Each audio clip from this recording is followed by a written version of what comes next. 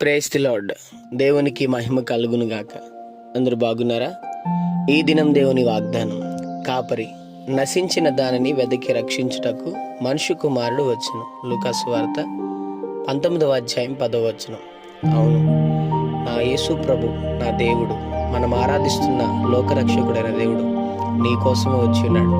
నశించిపోతున్న నీ జీవితాన్ని, పాడైపోతున్న నీ బ్రతుకును నా దేవుడు వెదకి రక్షించాడు. ఎందుకంటే ఆయన నిన్ను ప్రేమిస్తున్నాడు.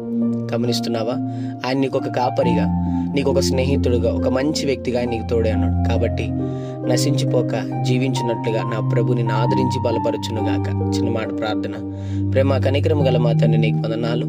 ఈ ఉదయకాల సమయంలో బిడ్డలను మీరు దీవించి బలపరిచి, వారు వెళ్తున్న ప్రయాణంలో, మార్గంలో, పనుల్లో, ప్రయత్నంలో ఏదైనా మీరు వారికి తోడుగొండమని, ఒక మంచి కాపరి వారికి మీరు తోడుగొండి, వారి జీవితంలో ప్రతి నశించే విషయం నుండి వారిని విడిపించి సహాయం చేయమని యేసు నామములో అడుగుతున్నాం తండ్రి. ఆమేన్.